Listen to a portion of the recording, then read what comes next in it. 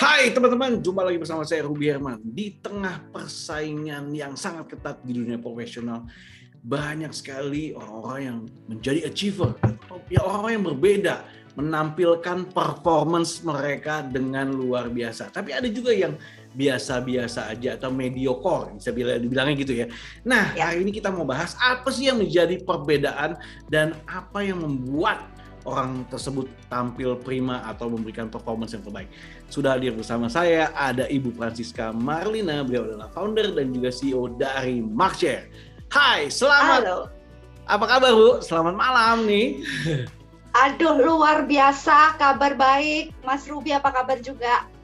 Baik, oke, sedang sekali nih. Kita syutingnya malam tapi berasa suasananya siang atau pagi terus ya. Pasti. Jadi kalau ketemu Mas Ruby harus selamat pagi, semangat pagi gitu. Mas Ruby. Asik, selamat pagi dan semangat pagi. Iya. Nah, Bu Siska atau Bu Marlina, Markshare ini apa sih Bu? He's my promise, I will rise and shine.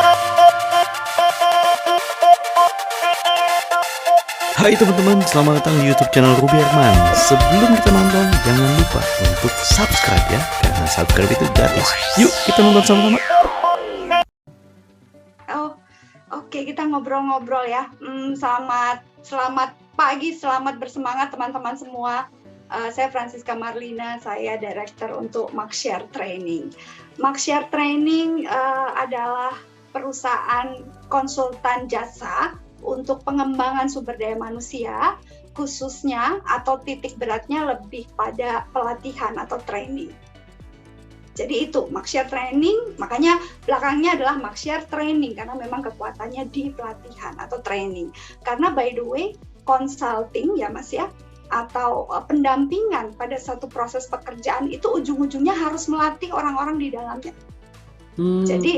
Jadi kami langsung aja fokus di sana, di pelatihannya, trainingnya gitu. Dan support kami tentu saja paling besar untuk perusahaan. Jadi individu-individu yang berada di perusahaan itu perlu kita tambahkan, perlu kita kembangkan, maka pelatihan itulah jalan paling tepat, paling efektif. Itu Markshare.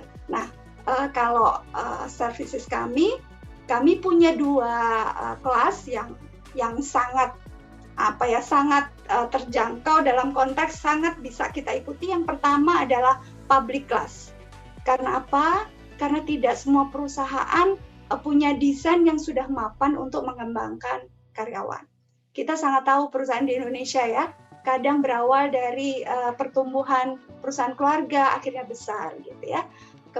Kemudian satu lagi services kami atau layanan kami adalah in-house training tentu saja. Nah, dua-duanya bisa kita lakukan karena kalau public class itu setiap bulan kami selenggarakan secara reguler dan rutin. Materinya atau programnya apa saja? Programnya itu semua area di dalam organisasi, Mas Ruby. Mulai dari yang teknis, finance, pengadaan hingga sampai soft skill, sampai di power skill, sampai di materi-materi yang bagaimana orang bisa bersikap begitu. Nah, hal yang lain kalau in-house training ya, itu tentu saja mengikuti keperluan dari perusahaan tersebut. Karena kalau kita ngomong in-house training, kita bicara di sebuah perusahaan, berarti company itu sudah mulai punya rencana yang bagus untuk mengembangkan karyawannya. Begitu, sehingga mereka punya rencana-rencana untuk pelatihan. Ya. Nah, sebelum lebih jauh lagi nih Bu, sebenarnya itu melatar belakangi Ibu sebagai founder dan juga CEO apa nih membentuk Markshare? Pasti kan juga ada awal mulanya nih, ada mungkin kegelisahan atau keresahan. Betul, setuju. Apa nih yang memicu gitu ya Mas ya? Oke. Sebenarnya pemicunya itu nggak lebih dan nggak kurang dari pengalaman saya sendiri, Mas Ruby.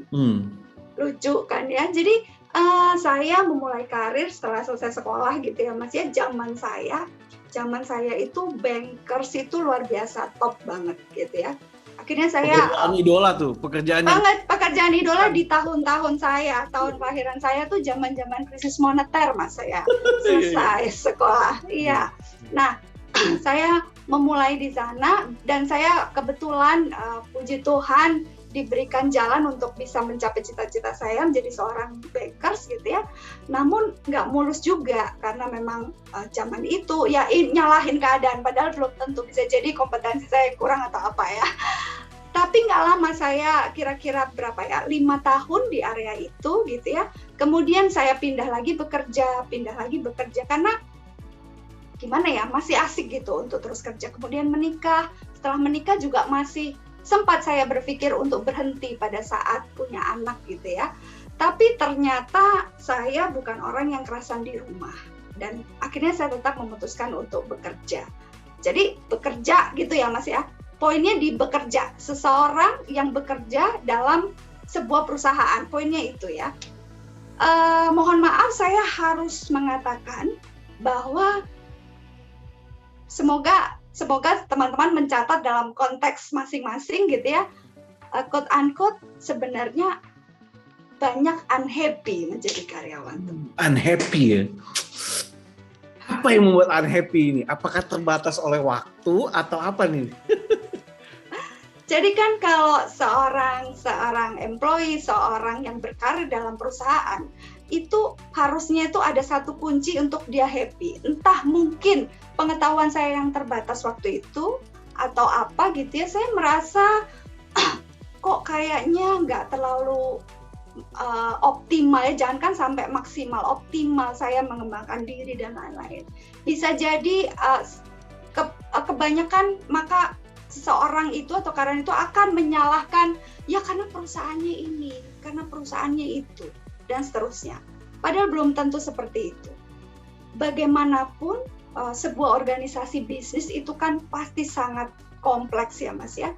Dan setiap organisasi bisnis ataupun perusahaan yang maju itu mempunyai visi dan misi yang kuat gitu. Nah, kadang-kadang hal ini tidak tersosialisasi dengan baik, sehingga ritme dan derap karyawan itu tidak selaras. Nah, itu yang saya rasakan. Bisa jadi karena mungkin saya waktu mulai bekerja, terus mulai ada jenjang karir, itu waktu kita di level-level awal ya, kalau kita bicara staff, itu kadang tidak tersentuh untuk bisa diajak bahwa yuk nih kita menuju ke sini ya, gitu Mas. Itu sebabnya kebetulan di karir saya yang terakhir, saya berada di perusahaan konsultan SDM, ya kebetulan saya diterima bekerja di sana gitu, dan saya punya semangat yang pas di sana. Kayaknya mungkin saya lebih kerasan berada di perusahaan yang nggak terlalu besar, mungkin itu ya, karena saya dilibatkan, saya diajak di area yang strategis gitu ya. Dan akhirnya tahun 2010 ya, dengan setelah semua berbagai macam pengalaman yang saya sudah jalani ya Mas ya, tahun tadi kan ujung-ujungnya tahun 2010 dengan segala persiapan dan apa ya, misi visi saya, harapan saya pada karir saya sendiri pertama, tapi juga pada industri ini, itu saya memulai Maxshare. Jadi brand Maxshare Training ini saya keluarkan di tahun 2010. Setelah sebelumnya saya berkolaborasi dengan beberapa pihak dan lain-lain. Dan tadi menjawab pertanyaan Mas Ruby, kegelisahannya apa? Kegelisahannya itu Mas Ruby, Maxshare ingin datang atau ingin menyajikan hal-hal yang lebih mudah untuk para individu yang sedang bersemangat untuk menata karir. Gitu. Jadi kami ingin mempermudah.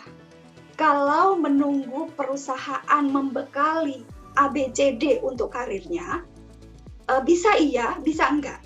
Bisa akan diberikan, bisa enggak. Misalnya beliau seorang frontliner. Memang kalau hari gini sebenarnya tidak terlalu susah untuk kita mencari skill yang bisa kita tambahkan atau ilmu-ilmu yang kita bisa dapatkan, itu nggak terlalu sulit. Kita bisa searching, kita bisa cek di YouTube dan lain-lain. Tapi zaman saya belum semudah itu, Mas Ruby. Nah, sehingga itu sebabnya yang pertama saya sajikan adalah public class per orang sekian, jadi setiap orang bisa ikut. Kalau atas kesadaran pribadi beliau-beliau ingin ikut, tentu saja nggak ada masalah. Namun ada juga perusahaan-perusahaan yang memang misalnya ada satu kemampuan yang spesifik, misalnya tentang program atau kompetensi di area accounting gitu ya Mas ya. Nah itu kalau orang finance mungkin perusahaannya belum besar, mungkin cuma 1-2 orang. Nah rasanya memberikan pembekalan kan nggak mungkin dengan datang khusus konsultannya ke perusahaan itu, biasanya biayanya lebih mahal. Tapi Maxshare menyajikan kelas reguler public class yang bisa join orang per orang, individu per individu, yang perusahaan juga bisa support di sana. Nah, harapannya, tujuannya saya lanjutin ya, Mas Ruby ya. Ya, silakan. Saya lanjutin. Jadi visi dan misinya Maxshare ini itu adalah membuat orang-orang di dalam perusahaan itu nyaman untuk beliau berkarir dengan cara dia aware, sadar kemampuan dia itu di sini, dan kalau memang mau ditambah itu yang mana. Karena kompetensi itu selalu berbicara tentang 3 hal, Mas Rupi. Apa itu? Ya, tentang skill-nya, tentang knowledge-nya, dan tentu saja paling besar yang biasanya perusahaan belum sudah itu dulu deh yang kita rasakan pas dengan kamu, Anda dengan saya, itu attitude, perilaku. Itu paling nomor 1 yang bisa dirasakan oleh perusahaan. Kalau komposisinya berapa persen Bu antara skill, knowledge sama attitude Bu? Sebenarnya tidak ada porsi yang ini. Cuman secara umum atau secara step awal itu paling besar yang rasanya perusahaan mampu untuk kayaknya kita pas itu di attitude. Tapi itu untuk kompetensi yang umum ya Mas ya. Kalau spesialis biasanya skill and knowledge-nya. Skill dan knowledge ya. Ya, spesialis ya, kita ngomong spesialis ya. Misalnya whatever tentang di area ya tadi saya bilang area accounting itu sudah pasti knowledge accounting-nya yang dicek gitu. Yes. Nah, jadi secara general itu biasanya attitude-nya yang paling berasa. Oke. Itu. Nah, jadi tentang 3 hal itu Mas, sehingga kalau setiap person dalam perusahaan ya kebanyakan kita kan inginnya berkarir ataupun misalnya bukan berkarir, dia mau berbisnis lah. Seorang entrepreneur kan sekarang juga banyak para zilenial itu sudah mulai bisa. Sekarang mudah ya orang mau menjual, punya produk, punya kreativitas dan lain-lain. Perhatikan 3 hal dalam dirinya dan itu tidak bisa stop, harus dikembangkan terus. Apa yang ada di pikirannya, ilmunya untuk dia bisa beradaptasi, kemudian kemampuannya, keterampilannya, berarti di mana dia area pekerjaannya gitu ya. Dan kemudian perilaku ini yang hubungan dan relation dengan orang-orang satu sama lain, dengan atasan, dengan peers-nya dan bawahannya misalnya. Begitu Mas, 3 hal itu. 3 hal itu ya. Nah Bu, kalau saya pengen nanya nih Bu, Maxshare ini ada artinya nggak sih Bu? Maxshare, apa nih? Apa yang melatar belakangi nama tersebut Bu? Langsung ya, aku langsung goyang gini, enggak. Apakah dari kata MAR-nya Marlina ini? Ya, betul. Semula itu MARK, Mas. Jadi saya sangat senang sekali mengutak-ngatik logo brand dulu ya waktu saya bekerja. Saya selalu kebanyakan di tim marketing kayak gitu ya. Ngomong tentang gimana sih satu produk ini kita komunikasikan dan lain-lain gitu. Tiba saatnya saya harus mengeluarkan, saya juga lumayan ini gimana ya supaya cepat, supaya ya saya kan punya target, punya plan gitu waktu itu. Gimana ya supaya cepat, supaya bisa populer gitu ya. Brand itu kan penting. Waktu itu saya coba MARK, jadi itu remarkable. Jadi saya berpikir lembaga yang saya dirikan atau perusahaan ini itu mampu memberikan pelatihan yang membuat orang memorable, selalu teringat. Jadi saya tidak cuma mengemas programnya pas, program sudah pasti harus bagus dan pas gitu ya, tapi juga desain pada saat delivery, kenyamanan pada saat beliau mengikuti gitu. Saya ingin itu menjadi hal yang enak buat peserta. Dan saya selalu mengarahkan sebuah pelatihan itu harus selalu have fun, harus enjoy, harus bisa dinikmati dengan baik. Memang nggak cuman yang entertain terus, tapi dia bisa mendapatkan sesuatu dengan mudah, dengan rileks. Itu yang saya desain dari awal, pengennya begitu gitu ya. Nah, sehingga waktu itu saya pengen namanya Mark Train gitu, Mas Ruby. Cuman pada saat saya waktu itu mulai desain semua ya, website harus kita ini, ternyata sudah ada Mark Train di luar negeri, udah ada, Mas. Aduh, kemudian saya utik-utik gitu. Ya saya sebenarnya sepintas saja, nggak ada satu rencana apa-apa. Ya saya tambahin share aja. Dan itu nggak ada arti khusus, Mark-share tuh nggak ada artinya. Bukan market share, bukan. Iya. Tapi orang suka salah, oh ini market share ya Bu. Kemudian kan ada ya satu lembaga yang sudah cukup established di Indonesia dengan awalan yang sama. Saya dikira anak perusahaan dan lain-lain. Saya jawab tidak, tentu saja. Apakah khusus di area marketing? Enggak juga gitu. Ya. Jadi Mark share aja waktu itu, karena memang pengennya Mark itu menjadi garis bawah, tapi satu nama yang unik itu aja sih, Mas. Gak kepikir apa-apa, saya sambung dengan share, kayaknya kok lucu, itu aja sih, Mas. Nah, Bu Marlina, ini saya mau nanya juga sih, penasaran juga nih. Kadang perusahaan ya kan sebenarnya dalam keadaan butuh, tapi kadang gengsi juga, tapi kadang juga nggak tahu harus melakukan apa. Nah, mungkin banyak yang nonton juga, bisa Bu Marlina share gak nih sebenarnya apa sih tujuan perusahaan juga supaya ikut training atau ikut supaya lebih baik gitu, gimana Bu Marlina?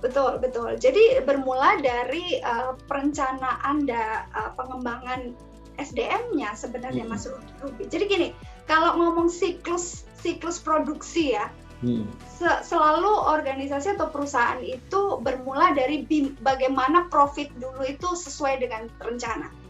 Baru dia akan pikirkan kita semua yang di dalam proses ini mesti bagaimana.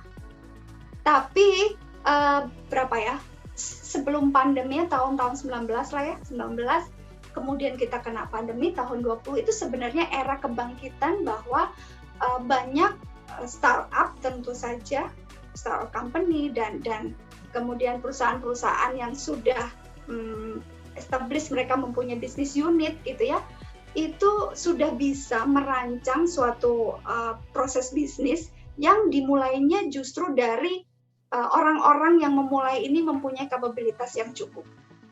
Kalau kita bicara ability gitu ya, kemampuan orang, sebenarnya kan lebih bagus kita siapkan dulu baru kita mulai gitu ya. Cuman kita punya culture yang kita harus profit dulu. Nah, akhirnya kebanyakan ya sampai hari ini klien-klien kami, Mas Ruby, itu yang memang usahanya bisnisnya sudah puluhan tahun, belasan tahun, itu saya juga sering ngobrol, itu memang pelatihan mereka akan start setelah kemapanan dalam profit mereka terjadi. Nah, kalau nggak profit nggak training tuh. Betul, makanya sebenarnya itu kayak siklus ya. Pada saat teman-teman di dalam perusahaan ini kita berikan pembekalan tentang ilmunya ya, apapun, misalnya beliau seorang sales, beliau seorang PR misalnya gitu, dia mampu menjalankan di sana, rencana strategisnya terjadi, planningnya tercapai, targetnya masuk, profit. Siklusnya kan sebenarnya itu. Tapi kebanyakan organisasi mulainya justru sudah ada profit, boleh deh kita kembangkan. Nah, jadi rasanya sih saya selalu menemukan yang seperti itu. Tetapi setelah bertemu dengan kami, sudah mengenal kami, akhirnya itu menjadi program yang bisa dikembangkan juga, Mas. Akhirnya benar gitu. Jadi setelah ada ya mungkin 1, 2, 3 kali gitu, akan terasa. Saya bukan mau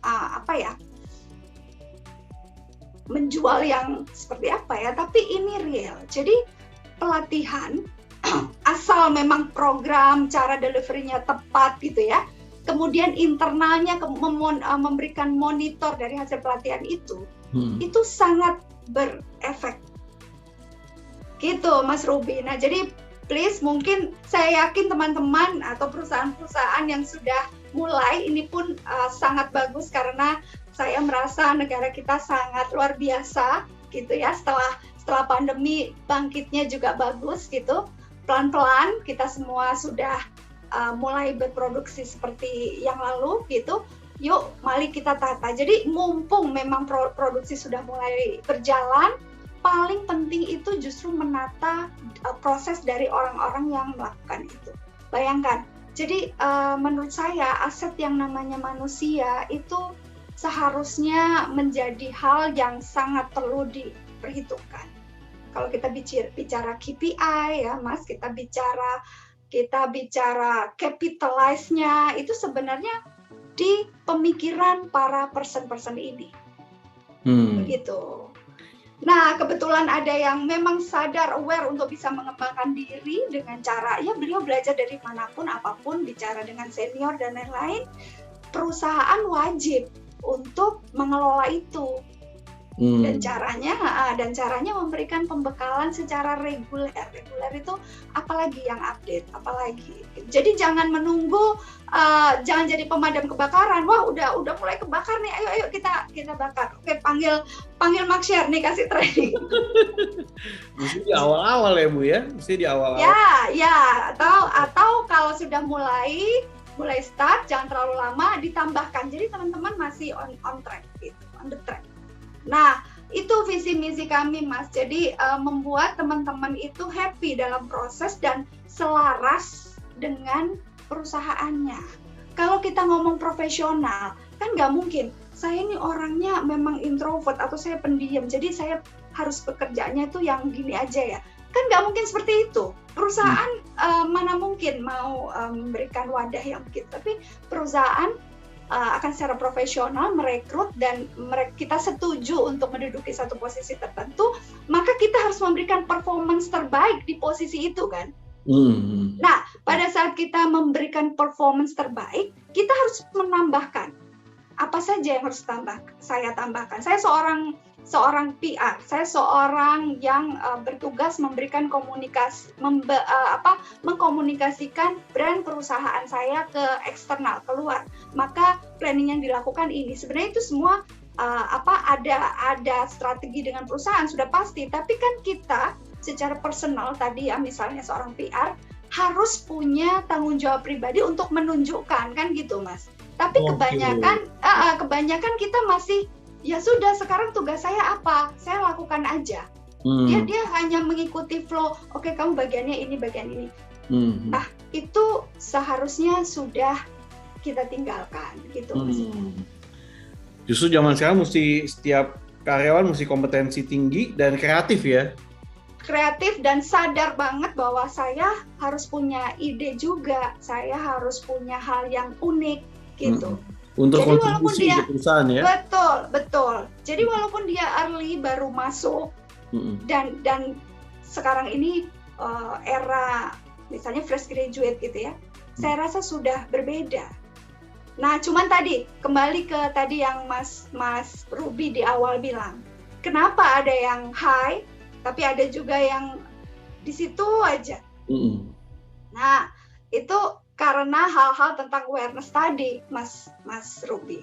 Kalau beliaunya dari awal atau teman-teman dari mula-mula sudah mulai karir itu menyadari bahwa kalau dia sudah komit berada di satu divisi tertentu dalam perusahaan, dia harus terus mau untuk mengembangkan dirinya. Career-nya harus terus berjalan. Harus terus bisa berkomunikasi dengan upper-nya, apalah misalnya supervisor-nya, manajernya, gitu. Yes, gitu, kadang orang mungkin nggak, udahlah yang penting digaji gitu ya. Banyak mindset yang salah gitu ya. Yang penting itu sangat payah karena ujung-ujungnya seperti saya bilang pasti unhappy gitu ya. Pasti. Kalau unhappy, performance gitu-gitu aja, terus dia mengeluh kan muter lagi Mas siklusnya. Siklusnya gitu ya. Iya. Yang seharusnya adalah bagaimana bisa kreatif, bagaimana bisa perform gitu ya. Karena betul, kontribusi otomatis kan juga atasan ngelihat gitu kan ya. Betul. Atasan ngelihat ada potensi dalam diri dan dia bisa perform, maka secara langsung income ataupun bonus juga meningkat gitu ya. Bisa jadi apapun bentuknya, ya karena setiap perusahaan kan beda-beda. Yes. Kalaupun bentuknya bukan bonus, bukan income, tapi performance dia sudah pasti dicatat, pasti noted oleh apa ya? Misalnya yang paling dekat supervisornya, manajernya, dan nggak usah khawatir. Pada satu waktu tertentu pasti beliau yang aktif ini, yang mau berupaya ini, itu pasti mendapat satu proses yang lebih cepat. Itu sudah pasti, Mas. Itu dia ya, ujung-ujungnya kontribusi. Yes. Betul. Nah, berarti buat teman-teman yang nonton ini, baik secara individu ataupun corporate, ya bisa meningkatkan kompetensi tadi, atau bisa ikutan training-trainingnya yang betul kan oleh Markshare ini. Iya, jadi tadi yang seperti saya sampaikan tentang kesadaran diri tadi, terus kan gini, so what apa? Saya mesti ngapain terusan kan gitu ya. Nah, ini beliau harus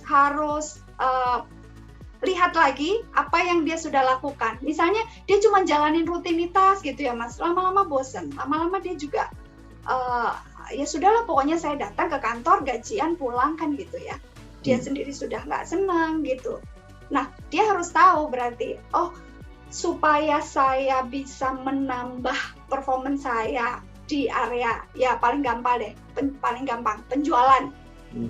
Tapi kok segitu-gitu aja, penjualan saya tetap begini. Ya dia harus cari informasi agar penjualannya meningkat. Cara paling gampang mungkin bicara dengan supervisornya, apa yang bisa dia lakukan. Cara paling mudah dia bisa searching how to selling, apa saja apapun. Tapi hal lain bisa saja dikoordinir, kemudian ada satu pelatihan. Pelatihan itu kenapa saya bilang efektif? Karena kita diajarkan untuk prakteknya, role play-nya lah kira-kira gitu ya. Role play. Jadi, betul. Jadi kalau jualan ya berarti sekarang kita latihan cara jualan. Memang bukan berarti kemudian setelah itu langsung bisa, tapi kan paling tidak role-nya bentuknya itu sudah dapat dan dia harus mencoba. Setelah itu ya harus latihan dan namanya pelatihan. Wow. Nah, kalau bicara soal target marketnya dari Markshare sendiri, mungkin lebih spesifik siapa aja nih? Ya sebenarnya tadi seperti saya sampaikan, semua orang yang berkarir. Yang ingin upgrade karirnya juga ya? Betul. Yang ingin upgrade karir. Jadi tinggal leveling ya Mas. Leveling itu dalam arti beliau di mana? Apakah baru memulai karir, kemudian berada di middle management, sampai di top management. Karena kami ini berarti kami sudah 11 tahun. 11 tahun. Wow. Kami juga sudah beberapa kali eksekutif forum, dalam arti in-house trainingnya khusus buat top management. Nah itu sudah lain lagi ceritanya, Mas Ruby. Jadi yang kita berikan programnya adalah program-program yang sifatnya membuat para CEO atau para director atau para general manager ke atas itu punya satu ide baru. Jadi di genius zone. Yes. Udah beda lagi, makanya program itu lain-lain lagi ceritanya. Jadi kami sangat mendesain program itu sesuai dengan audiens.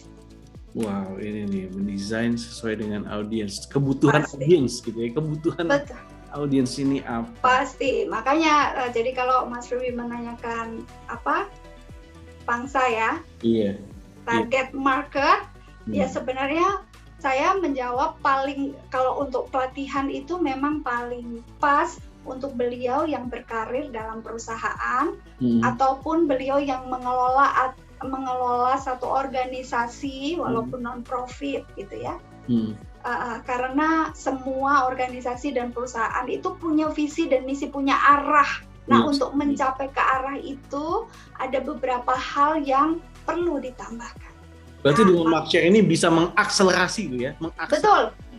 Insya Allah ya Mas ya, maksudnya Insya Allah dalam konteks yang semoga betul bisa Semoga, ya. membantu. Dan sejauh ini, ya. betul, sejauh ini sekian tahun ini repeat order dari klien-klien kami untuk in-house terus berjalan. Kalaupun tahun ini kita belum menyelenggarakan yang itu gitu, itu selalu masalah-masalah teknis. Kemudian kemarin kita semua terkena kendala dengan pandemi tentu saja, jadi ya online gitu. Online, yes. Betul. Wow, luar biasa. Nah, Bu Francisca Marlina ini kan juga pasti Ya. 11 tahun nggak mudah gitu kan ya. Banyak Pasti. yang dilalui. Nah, apa nih yang menjadi rahasia suksesnya Markshare nih? Sampai 11 tahun ini tetap eksis dan tetap melakukan yang terbaik nih, gimana? Apa ya Mas Ruby ya?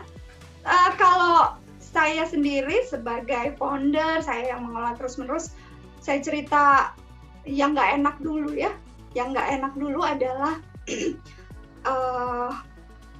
kami punya tim banyak dan selalu loh dilirik kompetitor, Mas. Itu sudah langganan makanan saya. Jadi aduh gitu ya. Dan saya mengalami banyak hal untuk itu, tim saya. Nah, kalau bicara ya sudah, kalau gitu bisa bertahan toh, ini sudah oke. Ya saya hanya bisa menyampaikan bahwa desain program dan program yang kami siapkan itu semoga betul-betul seperti harapan audiens. Itu aja yang saya berani sampaikan, Mas Ruby. Nah, itu yang membuat ya sudah, kita hubungi Markshare aja. Mungkin gitu ya. Karena klien-klien kami ya selalu kemudian tahun berikutnya, rencananya adalah yang ini. Ya saya nanti bicara lagi, kita membuat desain program. Karena begitu banyaknya program, Mas Ruby, tentu saja saya bekerja sama dengan para associate facilitator di bidang masing-masing. Ya kan? Setuju ya? Karena tidak mungkin pemateri untuk soft skill itu mampu untuk menjelaskan di area teknis. Enggak begitu. Jadi kami punya tempatnya dan kompetensinya masing-masing. Dan lebih lagi juga industri services dengan industri manufaktur tentu saja berbeda. Sehingga para fasilitator kami benar-benar yang expert di situ. Jadi manufaktur punya keperluan di area leadership. Maka fasilitatornya, expertnya juga beliau pengalamannya di manufaktur, harus di manufaktur. Spesifik, ya gitu kan? Betul. Yes. Kalau di service area berarti fasilitator expertnya juga di area services tentu saja. Karena sharing knowledge dan program yang kami desain sangat berisi dengan hal-hal yang praktikal, yang sangat real, untuk kemudian setelah selesai, berarti tinggal caranya seperti ini. Kemudian apa saja yang dilakukan dan seterusnya. Jadi nggak terlalu konsep ya, kita harus punya patokan referensi juga ya as a konsep gitu. Iya. Nah, jadi mungkin itu yang bisa saya sampaikan, mungkin itu kekuatan kami gitu, Mas Ruby. Wow, mantep nih. Nah, Bu Marlina, kalau gitu kedepannya Markshare ini akan ada apa nih? Planning kedepannya akan ada apa nih? Yang pertama, eranya sudah berganti. Jadi digital sudah mulai. Jadi ya kalau sekarang semua klien-klien masih dengan kondisi-kondisi yang klasik, konvensional, itu ya kita juga tetap kembangkan sesuai juga dengan knowledge yang baru ya Mas ya. Knowledge yang mau nggak mau kita harus ikuti juga di era yang digital ini gitu. Tapi pada satu waktu kami punya cita-cita akan punya suatu learning management system yang lebih mudah diakses.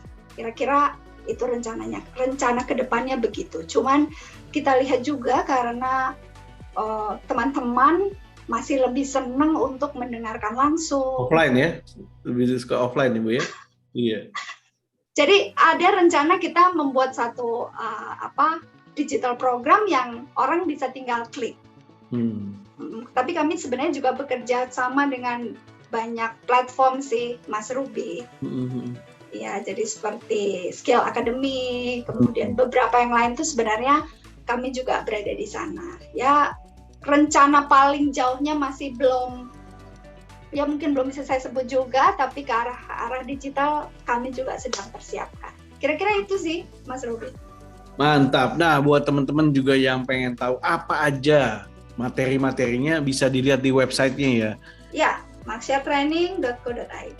marksharetraining.co.id dan juga ada jadwal-jadwalnya ya. Saya sudah Kalau klik sekarang itu ada pop up, Mas, ada pop up.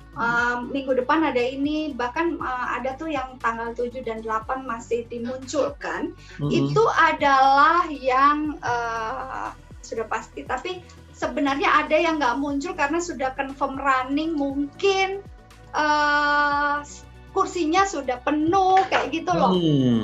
Jadi nggak dimunculin karena kita untuk public class paling nggak 5, 7, 8 orang gitu. Karena kalau terlalu banyak nggak enak juga kalau public class. Yes. Jadi buat teman-teman yang ingin upgrade skill-nya, upgrade knowledge-nya, upgrade attitude-nya, tadi 3 hal ya.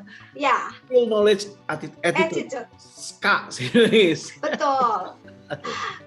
Kalau attitude itu biasanya belajar dari yang kayak handling komplain gitu ya Mas ya. Itu kan menambah. Jadi kalau ngomong perilaku kan nggak enak ya. Emang saya salah apa? Itu kadang orang nggak bisa.